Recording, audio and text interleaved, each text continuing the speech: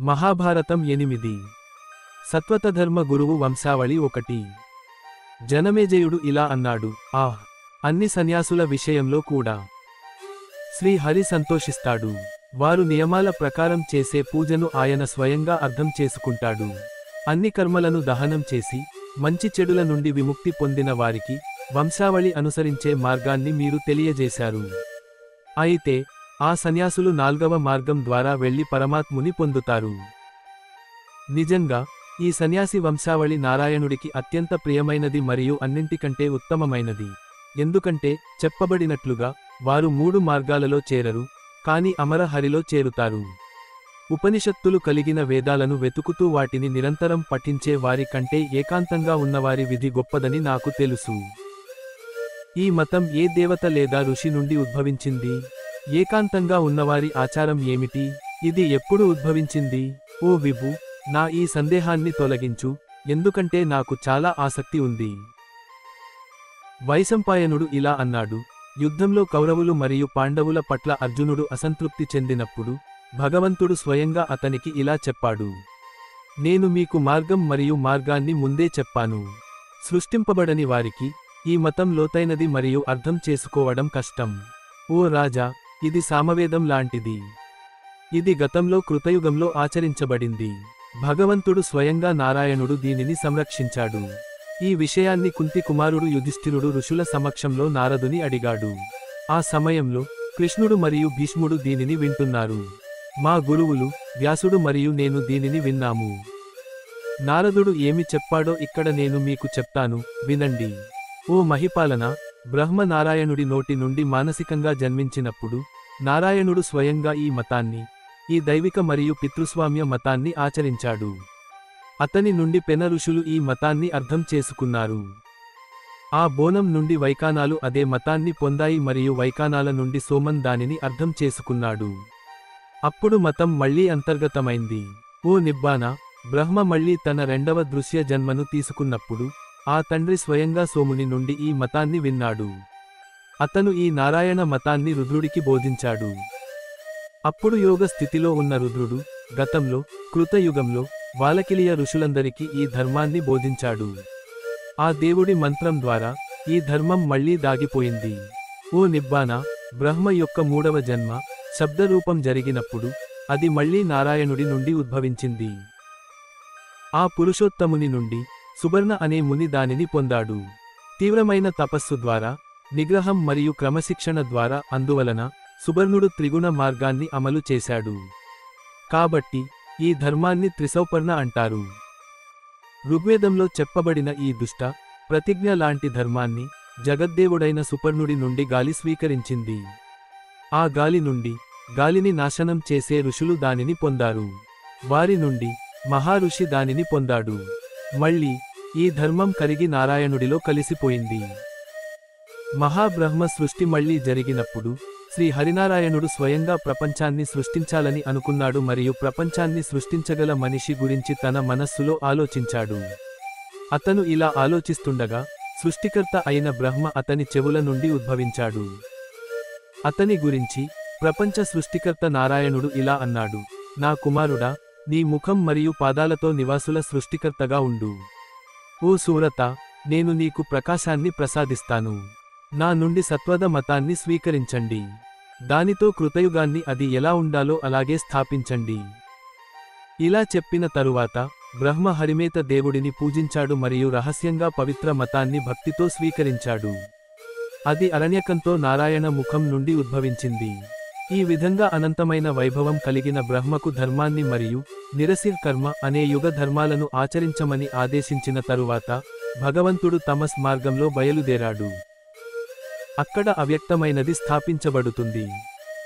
తరువాత వరం మరియు లోకాలకు తండ్రి అయిన బ్రహ్మ అన్ని లోకాలను మరియు జీవులను సృష్టించాడు. తరువాత మొదట కృతయుగం ప్రారంభమైంది. అక్కడి నుండి సత్వద్ధర్మం అన్ని లోకాలలో వ్యాపించి తనను తాను స్థాపించుకుంది. ఆ మొదటి ధర్మంతో లోకాలను సృష్టించిన బ్రహ్మ దేవతల దేవుడైన నారాయణుడిని పూజించాడు. తరువాత ధర్మాన్ని స్థాపించడం ద్వారా లోకాలకు ప్రయోజనం చేకూర్చాలని కోరుకుంటూ దానిని స్వరోచిష మనువుకు బోధించాడు. ఓ భరతుడి వంశస్థుడా, సంగపాదుడు దానిని తన కడుపులో జన్మించిన దిక్షలుడు అయిన స్వర్ణభకు బోధించాడు. త్రేతాయుగం వచ్చినప్పుడు ఆ మతం మళ్లీ అదృశ్యమైంది. ఓ రాజా, నాసికా రంధ్రాలలో బ్రహ్మ జననం, దేవుడు మరియు శ్రీ హరినారాయణుడు స్వయంగా బ్రహ్మను చూస్తూ ఉండగా దానిని అతనికి బోధించాడు. అప్పుడు భగవానుడు సనత్కుమారుడు దానిని అతని నుండి చదివాడు. ఓ గురువుల రాజా, సనత్కుమారుడి నుండి యోధుడైన వీరుడు ఈ ధర్మాన్ని నేర్చుకున్నాడు. ఆ వీరుడు దానిని తన స్వచ్ఛమైన, బంగారు మరియు తెలివైన కొడుకుకు చెప్పాడు. అతను దానిని మక్షి అనే నీతిమంతుడైన దీక్షల వారికి బోధించాడు. నారాయణుడి నోటి నుండి పుట్టిన ఈ ధర్మం మళ్లీ ఒక సహజ జీవిగా మారింది. మళ్లీ బ్రహ్మ గర్భంలో జన్మించినప్పుడు అది మళ్లీ నారాయణుడి నోటి నుండి సృష్టించబడింది, హరియోని అయిన బ్రహ్మకు చెప్పబడింది. ఓ రాజా, బ్రహ్మ దానిని అంగీకరించి దానిని ఆచరించి పరిశిష మహర్షికి బోధించాడు. పరిశిషుడి నుండి అది సామవేదంలో ప్రావీణ్యం ఉన్న అతని రెండవ కుమారుడు జ్యేష్ఠర్కు చేరుకుంది. కాబట్టి హరి దీనిని ఒక పెద్ద ప్రతిజ్ఞగా భావించాడు. సత్వతధర్మ పౌరోహిత్యం 2. ఓ రాజా, పెద్దరాజు అవిగంపకు చెందిన ఈ భగవంతుడు హరిధర్మం విశ్వం యొక్క అంతర్గత సారాంశంగా మారింది. ఓ నిరూపాన, ఇది భగవంతుని కమలం నుండి బ్రహ్మ యొక్క 7వ జననమా? ఆ నారాయణుడు స్వయంగా కల్ప ప్రారంభంలో పవిత్రమైన మరియు ప్రపంచాన్ని నిలబెట్టే బ్రహ్మకు ఈ ధర్మాన్ని చెప్పాడు. ఆ గొప్ప తండ్రి గతంలో దక్షుడికి ఈ ధర్మాన్ని బోధించాడు. ఓ నిరూపాన, తరువాత దక్షుడు దానిని తన పెద్ద మనవడు ఆదిత్యుడికి చెప్పాడు. వివస్వంత అతని నుండి దానిని తీసుకున్నాడు. తరువాత త్రేతాయుగంలో వివస్వంత ఈ ధర్మాన్ని మనువుకు బోధించాడు. ఆ మనువు దీనిని లోక ప్రయోజనం కోసం ఇక్షకుడికి కూడా బోధించాడు. ఓ నిరూపాన, ఇక్షకుడికి చెప్పబడిన ఈ ధర్మం అన్ని లోకాలలోనూ వ్యాపించింది. నాశనం చేయవలసిన కల్పం మళ్లీ నారాయణుడితో ఐక్యమైంది. ఓ నిరూపాన, యతుల మతం ఏమిటో హరిగీతలో మీకు క్లుప్తంగా వివరించబడింది. నిరూపాన, ఈ మతాన్ని నిజమైన నారాయణుడు, జగన్నాథుడు రహస్యంగా మరియు సంకలనంలో స్వీకరించాడు. అందువలన ఈ మొదటి గొప్ప మతం చెడు జ్ఞానం మరియు కష్టమైనది, దీనిని సత్వతులు ధరిస్తారు. ఈ అహింస జ్ఞానాన్ని సరిగ్గా ఆచరించడం ద్వారా భగవంతుడు హరి సంతోషిస్తాడు. దీనికి ఒక వ్యవస్థ ఉంది, కొన్ని చోట్ల దీనికి 2 వ్యవస్థలు ఉన్నాయి. ఇది 3 వ్యవస్థలుగా విభజించబడింది. ఇది 4 వ్యవస్థలను కలిగి ఉన్నట్లు కూడా కనిపిస్తుంది. హరి క్షేత్రాన్ని తెలిసినవాడు, సృష్టించబడనివాడు మరియు స్వచ్ఛమైనవాడు. అన్ని జీవులను మరియు 5 అంశాల లక్షణాలను అధిగమించే జీవితం. అతను 5 ఇంద్రియాలను ప్రేరేపించే మనస్సు. అతను ప్రపంచానికి రచయిత, అతను ప్రపంచాల సృష్టికర్త. అతను కర్త మరియు ప్రభువు. అతను పని మరియు కారణం. ఈ అమర వ్యక్తి తన ఇష్టానికి అనుగుణంగా ఆడతాడు. ఓ రాజా, ఓ పురుషులలో ఉత్తముడా, గురువు యొక్క నైవేద్యం నుండి ఏర్పడిన వారికి కష్టమైన ఈ ఏకాంత మతాన్ని నేను తీసుకొని మీకు చెప్పాను. ఓ మోక్షం, ఇక ఏకాంతాలు లేవు. ఈ ప్రపంచం అహింసాత్మకమైనది, స్వీయ అవగాహన కలిగినది, అన్ని జీవుల సంక్షేమంలో నిమగ్నమై ఉంది. అది సన్యాసులతో నిండి ఉంటే క్రియయుగం, కామం లేనిది మరియు చర్య సాధించబడి ఉండేది. ఓ ప్రజానాథన్, నా గురువు, మత పండితుడు మరియు ఇద్దరిలో ఉత్తముడైన వ్యాసుడు ధర్మరాజుతో ఇలా అన్నాడు. ఆ సమయంలో ఋషులు అక్కడ ఉన్నారు. కృష్ణుడు మరియు భీష్ముడు వింటున్నారు. అతని ముందు తెల్లటి రంగు మరియు చంద్రునిలా ప్రకాశవంతమైన గొప్ప సన్యాసి నారదుడు, సర్వోన్నత బ్రాహ్మణుడు మాట్లాడాడు. నారాయణుని ఏకాంత భక్తులు అతనితో చేరారు. ఏకేశ్వరోపాసన మతం యొక్క మహిమ 1. జనమేజయుడు ఇలా అన్నాడు, బ్రాహ్మణులు జ్ఞానులు ఆచరించే ఈ బహుళ మతాన్ని ఎలా పాటించరు మరియు వివిధ ప్రమాణాలను ఎలా పాటించరు? వైశంపాయనుడు ఇలా జవాబిచ్చాడు, ఓ రాజా, శరీరాన్ని బంధించడానికి 3 స్వభావాలు సృష్టించబడ్డాయి. ఇవి సాత్విక, రాజసిక మరియు తామసిక స్వభావాలు. శరీరంతో బంధించబడిన వాటిలో ఓ గురుకులోత్వాహన, సాత్వికులకు మాత్రమే ముక్తి లభిస్తుందని నిశ్చయించుకున్నవాడు. ఓ మానవులలో శ్రేష్ఠుడా, ఇక్కడ కూడా పరమాత్మ నారాయణుడని పరమాత్మ అని గ్రహిస్తాడు. నారాయణుడు ముక్తికి ఆశ్రయమని కూడా గ్రహిస్తాడు. అందుకే అతన్ని సాత్వికుడని పిలుస్తారు. నారాయణుడికి అంకితభావంతో ఉన్న ఏకాంత భక్తుడు నిరంతరం ఆ పరమాత్ముని గురించి ఆలోచిస్తాడు మరియు తన కోరికలను సాధిస్తాడు. మరియు భక్తులు, జ్ఞానులు, ఋషులు, మంచి వ్యక్తులు, వారు ఎవరైనా శ్రీహరి మరియు కామాతురుల సంక్షేమాన్ని చూసుకుంటాడు. మధుసూదనుడు జన్మ సమయంలో చూసే వ్యక్తిని సాత్వికుడిగా గుర్తించాలి, అతను ముక్తిలో నిశ్చయత కలిగి ఉంటాడు. ఏకాంతంగా ఉన్నవాడు అనుసరించే ఈ మతం సాంఖ్య యోగంతో సమానం. కాబట్టి ఒంటరివాడు నారాయణుని ఆధారంగా అత్యున్నతమైన ముక్తి మార్గాన్ని పొందుతాడు మరియు నారాయణుడిని చూసే మనిషి జ్ఞాని అవుతాడు. ఓ రాజా, ఎవరూ తమ స్వంత సంకల్పం ద్వారా జ్ఞాని కాలేరు. రజస్సు మరియు తమస్సు స్వభావాలు మిశ్రమంగా ఉంటాయి.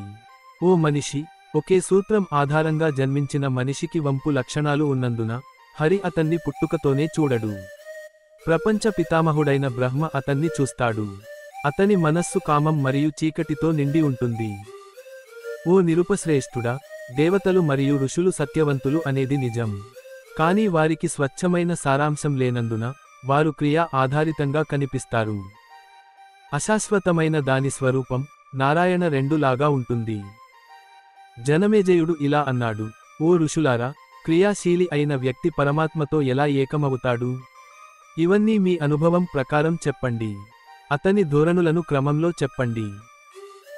వైశంపాయనుడు ఇలా అన్నాడు, అత్యంత సూక్ష్మమైన మంచితనం అనే గుణాలతో కూడిన 3 అక్షరాలతో కూడిన చురుకైన మనిషి నిష్క్రియ స్థితిలోకి వెళ్ళిన తర్వాత 25వ ఆధ్యాత్మిక మనిషితో కలుస్తాడు. ఈ విధంగా సాంఖ్య యోగం, వేదారణ్యకం, పంచరాత్రం ఇవన్నీ కలిసిపోయి ఒకటి అవుతాయి. నారాయణుని వైపు మళ్లించబడిన ఈ మతం ఏకాంత మతం. ఓ రాజా, సముద్రం నుండి పైకి లేచే మేఘాలు తమలోకి తిరిగి వచ్చినట్లే ఈ జ్ఞాన మేఘాలు నారాయణుని వద్దకు తిరిగి వస్తాయి.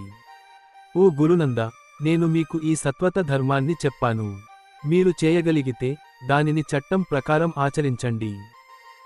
ఈ విధంగా ఆ గొప్ప మహర్షి నారదుడు నా గురువుకు తెల్లని దుస్తులు ధరించిన గృహస్థులు మరియు యతుల అమర ఏకాంత మార్గాన్ని చెప్పాడు. వ్యాసుడు ప్రేమగా జ్ఞాని అయిన ధర్మరాయతో గురువు నుండి వచ్చిన ఆ కథను నేను మీకు చెప్పానని చెప్పాడు. ఓ భూలోక నివాసం, ఇది దుష్టమతం. మీలాంటి ఇతరులు కూడా దీనితో మంత్రముగ్ధులవుతారు. కృష్ణుడు సంరక్షకుడు, మంత్రముగ్ధుడు మరియు లోకాలను నాశనం చేసేవాడు. ఆయనే అన్నింటికీ కారణం. జనమేజయుడు ఇలా అన్నాడు, సాంఖ్య, యోగ, పంచరాత్ర, వేదారణ్యక ఈ జ్ఞానాలు ప్రపంచమంతటా వ్యాపించి ఉన్నాయా? ఓ ఋషి, అవన్నీ ఒకే ఉద్దేశ్యంతో ఉన్నాయా లేదా వాటికి వేర్వేరు ఉద్దేశ్యాలు ఉన్నాయా? వాటి ధోరణులను నేను క్రమంలో వివరిస్తాను. వైశంపాయనుడు ఇలా అన్నాడు, జ్ఞాని, గొప్పవాడు, చాలా ఉదారవాది. అజ్ఞానం అనే చీకటిని తొలగించే పరాశర నుండి సత్యవతి ద్వీపం మధ్యలో జన్మించిన ఆ గొప్ప ఋషికి నేను నమస్కరిస్తున్నాను. బ్రహ్మ తర్వాత 6వ గొప్ప ఋషి అయిన అర్షేయ విభూతుడితో సంబంధం ఉన్న మరియు నారాయణుని ఏకైక కుమారుడు అంజజనుడితో సంబంధం ఉన్న ఆ గొప్ప ఋషికి నేను నమస్కరిస్తున్నాను. వేదాల గొప్ప నిధి అయిన ఆ తైపాయనుడికి నేను నమస్కరిస్తున్నాను. వేదాల గొప్ప గురువు అయిన ఆయన మొదట గొప్ప శక్తులతో కూడిన నారాయణుడిచే కుమారుడిగా సృష్టించబడ్డాడు. ఆ గొప్ప ఋషి అజం మరియు పురాణం 2. జనమేజయుడు ఇలా అన్నాడు, ఓ బ్రాహ్మణుడా, మీరే ముందుగా వశిష్ఠుడు శక్తి కుమారుడని, శక్తి కుమారుడు పరాశరుడు అని, పరాశర కుమారుడు కృష్ణద్వభయుడు అని చెప్పారు. ఇప్పుడు మీరు ఆయన నారాయణుడి కుమారుడని అంటున్నారు. కాబట్టి వ్యాసుడు దీనికి ముందు నారాయణుడి నుండి మరొక జన్మ తీసుకున్నాడా? దయచేసి నాకు చెప్పండి. వైశంపాయనుడు ఇలా అన్నాడు, మా గురువు ధర్మష్ట వ్యాసుడు వేదాల అర్థాన్ని అర్థం చేసుకోవడానికి హిమాలయాల పాదాల వద్ద తపస్సు చేస్తున్నప్పుడు మేము అతనికి సేవ చేశాము. సుమంతుడు, జైమిని, బైల మరియు 4వవాడు నేను, వ్యాసుడి కుమారుడు సుకుడు ఆ గొప్ప ఋషులు. రాక్షసులతో చుట్టుముట్టబడిన అసురుడిలా రాక్షసులతో చుట్టుముట్టబడటానికి అంగీకరించాము. వేదాల వివరణలో మరియు భరతుడి అర్థంలో ఏకాభిప్రాయంతో నిమగ్నమైన వ్యక్తికి మేము సేవ చేశాము. సంభాషణ మధ్యలో మేము అతనిని అడిగినప్పుడు ఆ ద్విజోత్తముడు నారాయణుడి నుండి తన జనన కథను చెప్పాడు మరియు వేదాల అర్థాలను మరియు భరతుడి అర్థాన్ని వివరించాడు. ఓ విభ్ర, ఈ అద్భుతమైన కథను వినండి. ఇది నేను తపస్సు ద్వారా తెలుసుకున్నాను. బ్రహ్మ యొక్క 7వ కల్పంలో ప్రజలను సృష్టించడానికి శుభప్రదమైన మరియు గొప్ప యోగి అయిన శ్రీమన్నారాయణుడు మొదట తన నాభి నుండి బ్రహ్మను సృష్టించాడు. తరువాత తనను తాను చూపించుకోవడానికి బ్రహ్మ అతనితో ఇలా అన్నాడు, నీవు నాభి నుండి పుట్టావు మరియు ప్రజలను సృష్టించడానికి అర్హుడివి. కాబట్టి స్పృహ మరియు అపస్మారక పౌరులను సృష్టించు. ఇలా చెప్పి తనకు వరం ఇచ్చిన దేవుడిని పూజించి శ్రీహరితో ఇలా అన్నాడు, ఓ దేవా, నేను నిన్ను పూజిస్తున్నాను. పౌరులను సృష్టించే శక్తి ఎక్కడ ఉంది? నాకు ఏమీ తెలియదు. ఇప్పుడు ఏమి చేయాలో చెప్పు. ఇలా చెప్పిన తరువాత భగవంతుడు లోపల ఉన్న బుద్ధిని ధ్యానించాడు. అప్పుడు బుద్ధి శ్రీహరి ముందు వచ్చి నిలబడింది. దూత హరి ఆమెకు యోగ శక్తిని ప్రసాదించాడు. ఈ విధంగా సంపద మరియు యోగాన్ని సంపాదించిన ఆమె గురించి నాశనం చేయలేని భగవంతుడు బ్రహ్మలోకి ప్రవేశించు అని అన్నాడు. బ్రహ్మ ఈ విధంగా తెలివితేటలతో సంతృప్తమై ఉండటం చూసి శ్రీహరి మళ్ళీ పౌరులను సృష్టించు అని అన్నాడు. అప్పుడు బ్రహ్మ శ్రీహరి ఆజ్ఞను తన తలపై మోస్తూ అలా జరగనివ్వు అని అన్నాడు మరియు శ్రీహరి అక్కడ మునిగిపోయాడు. ఒక క్షణంలో అతను రూపం ద్వారా తన స్వభావంతో కలిసిపోయాడు మరియు దానితో ఏకమయ్యాడు. అప్పుడు భగవంతునికి మరో ఆలోచన వచ్చింది. సర్వోన్నతుడైన బ్రహ్మదేవుడు ఈ నివాసులందరినీ రాక్షసులు, దావులు, గంధర్వులు మరియు రాక్షసుల సమూహాలను సృష్టించాడు. వీటన్నిటితో నిండిన ఈ భూమి ఒక భారం. ఇది పాపంతో నిండి ఉంది. అనేక శక్తివంతమైన రాక్షసులు, దావులు మరియు రాక్షసులు ఈ భూమిపై జన్మించి తపస్సు ద్వారా వరాలను పొందుతారు. వరాలతో దీవించబడిన వారు తపస్సు చేసిన దేవతలను మరియు ఋషులను హింసిస్తారు. అప్పుడు భూమి యొక్క ఈ భారాన్ని తగ్గించడం నాకు సముచితం అవుతుంది. అప్పుడు ఈ భూమి యొక్క దేవత పాపుల నియంత్రణ మరియు సాధువుల రక్షణగా మారిన తరువాత ప్రతిదీ భరించగలదు. నేనే పాతాళలోకం నుండి ఈ భూమిని మోశాను. నేను దానిని ఇలా మోశాను కాబట్టి ఈ భూమి జంతువులకు మద్దతు ఇస్తుంది. కాబట్టి నేను అవతరించి ఈ భూమిని రక్షిస్తాను. ఈ విధంగా ఆలోచిస్తూ మధుసూదన్ భగవంతుడు అవతారం కోసం అనేక రూపాలను సృష్టించాడు. అతను వరాహ, నరసింహ, వామన మరియు అనేక ఇతర మానవ రూపాలను సృష్టించాడు మరియు వారిచే బంధించబడిన రాక్షసులను చంపుతానని అనుకున్నాడు. అప్పుడు మళ్ళీ ప్రపంచ సృష్టికర్త బో అని గర్జించాడు. దీనితో అన్ని దిశలు గర్జించాయి. ఆ సరస్వతి శబ్దం నుండి సరస్వతి జన్మించింది. వాక్ శక్తి కలిగిన ఆ కొడుకు అభండరత్ అని పిలువబడ్డాడు. అతను భూత, భవిష్యత్ చక్రాలన్నింటినీ తెలుసుకొన్నాడు. సత్యవంతుడు మరియు దృఢమైన ప్రతిజ్ఞ చేశాడు. తల వంచి పూజిస్తూ ఆదిమ మరియు అమర హరి ఇలా అన్నాడు, ఓ ఋషి, జ్ఞానులలో గొప్పవాడు, నీవు వేదాలను విభజించుచున్నావు. ఇది నా ఆజ్ఞ, అలా చేయుము. ఇలా చెప్పి మార్పులేనివాడు వేదాలను స్వయంవ మన్వంతరాలుగా విభజించాడు. హరి తన చర్యకు సంతోషించాడు. కుమారా, చాలా తపస్సు చేసి యమసూత్రాలను పాటించడం ద్వారా నువ్వు కూడా ధర్మ ప్రచారకుడిగా రాబోయే మన్వంతరాలలో అచంచలంగా మరియు అజేయుడిగా మారతావు. కలితప్ప కాలం వచ్చినప్పుడు గురువులు అనే రాజులు ఉద్భవిస్తారు. నా నుండి పుట్టిన వారికి మతపరమైన విభేదాలు ఉంటాయి మరియు వారు ఒకరినొకరు నాశనం కోసం పోరాడుతారు. అయినప్పటికీ నువ్వు వేదాలను అనేక శాఖలుగా విభజిస్తావు. కలియుగం వచ్చినప్పుడు నువ్వు కృష్ణవర్ణవు అవుతావు. నువ్వు వివిధ ధర్మాల గురువుగా, జ్ఞానజ్ఞుడిగా మరియు సాధువుగా మారుతావు. కానీ నువ్వు రాగం నుండి విముక్తి పొందవు. నీ కొడుకు విద రాగం అవుతాడు మరియు మహేశ్వరుని కృపతో పరమాత్మ రూపాన్ని పొందుతాడు. ఈ శ్లోకం ఎప్పటికీ అబద్ధం కాదు. బ్రహ్మ మనస్సు కుమారుడు, మంచి బుద్ధి కలిగినవాడు, సన్యాసం కలిగినవాడు. బ్రహ్మ ఋషి వశిష్ఠ వంశంలో గొప్ప ఋషి పరాశరుడు జన్మిస్తాడు. కఠోరుడు, మహాఋషి, తపస్సుకు నిలయం అయిన పరాశరుడు నీకు తండ్రి అవుతాడు. వైభయనోత్పత్తి 3. ప్రభువు ఇలా అన్నాడు, నేను చెప్పిన గొప్ప మహిమ ద్వారా మీరు ఆ ఋషి ఇంట్లో ఒక కనైలో జన్మిస్తారు మరియు కనైలో జన్మించినవారు కనైలో జన్మించారు అని పిలువబడతారు. గతంలో లేదా భవిష్యత్తులో జరిగే దేని గురించి అయినా మీకు ఎటువంటి సందేహం ఉండదు. సన్యాసం యొక్క శక్తి ద్వారా గతంలో ఎన్ని కల్పాలు జరిగాయో మీరు నా కృప ద్వారా గ్రహిస్తారు. భవిష్యత్తులో ఎన్ని కల్పాలు జరగబోతున్నాయో మీరు కనుగొంటారు. నిరంతర ధ్యానం ఫలితంగా మీరు నన్ను ప్రారంభం లేనిదిగా మరియు చక్రహస్తంగా చూస్తారు. ఈ పదం ఎప్పటికీ అబద్ధం కాదు. ఓ మహానుభావ, మీ ప్రశంస కూడా అసమానంగా ఉంటుంది. అప్పుడు సూర్యుని కుమారుడైన శని మానవాళి పూర్వ జాతికి ప్రోత్సాహకుడు అవుతాడు. అప్పుడు మీరు నా కృప ద్వారా మానవ జాతిలో అగ్రగామి అవుతారు. ప్రపంచంలో ఏమి జరుగుతుందో నా పని. ఒకరు తనను తాను కాకుండా వేరే దాని గురించి ఆలోచించడం కాదా? నేను కోరికతోనే అన్నీ చేస్తాను. ఈ విధంగా భగవంతుడు మార్పులేని ఋషి సరస్వతుడితో మాట్లాడిన తర్వాత, వెళ్ళు, నీ పని చేసుకో అని అన్నాడు. ఈ విధంగా భగవంతుని దయ వల్ల, ఆయన ఆజ్ఞ వల్ల నేను మార్పులేనివాడిగా పునర్జన్మ పొందాను. మళ్ళీ నేను వశిష్ఠుని కుమారుడైన వ్యాసుడిగా పునర్జన్మ పొందాను. ఇప్పుడు నారాయణుని దయ వల్ల నా పూర్వజన్మ కథను మీకు చెప్పాను. ఈ విధంగా నేను నారాయణుని మూలం నుండి జన్మించాను. ఓ భక్తులలో గొప్పవాడా, నేను చాలా ఏకాగ్రతతో ఇంత బాధాకరమైన గొప్ప తపస్సు చేశాను. దాని నుండి నేను ఇవన్నీ తెలుసుకున్నాను. నా భక్తులారా, మీ పట్ల ప్రేమతో నేను మీకు ఈ మొత్తం కథను చెప్పాను. వైశంపాయనుడు ఇలా అన్నాడు: ఓ మానవజాతి తండ్రి, మన గురువు నిష్కళంకమైన వ్యాసుని గత జన్మ గురించి నేను ఇలా చెప్పాను. ఇప్పుడు మీరు అడిగిన మరో ప్రశ్నకు నేను సమాధానం ఇస్తాను, వినండి. సాంఖ్య, యోగం, పంచరాత్రం, వేదాలు, పాశుపదం, ఇవి నేను చెప్పిన దర్శనాలు అని అర్థం చేసుకోండి. సాంఖ్యతో మాట్లాడినవాడు కపిలుడు, అతన్ని గొప్ప ఋషిగా భావిస్తారు. యోగాతో మాట్లాడినవాడు ప్రాచీన హిరణ్యగర్భుడు, మరెవరో కాదు. అతను అభండరతుడు కాదు. అతన్ని వేదాల రచయితగా భావిస్తారు. కొందరు అతన్ని పురాతన గర్భం అని పిలుస్తారు. ఉమా తండ్రి, భూత తండ్రి, శ్రీకంధర తండ్రి మరియు బ్రహ్మ కుమారుడు అయిన శివుడు ఈ పాశుపదాన్ని ఎటువంటి సంకోచం లేకుండా చెప్పాడు. సరైన పంచరాత్రాన్ని తెలిసినవాడు ఆ నారాయణుడు, స్వయంభగవానుడు. ఆ భగవంతుడు కాలం మరియు హేతువు ప్రకారం ఈ జ్ఞానాలన్నింటికీ ముగింపుగా కనిపిస్తాడు.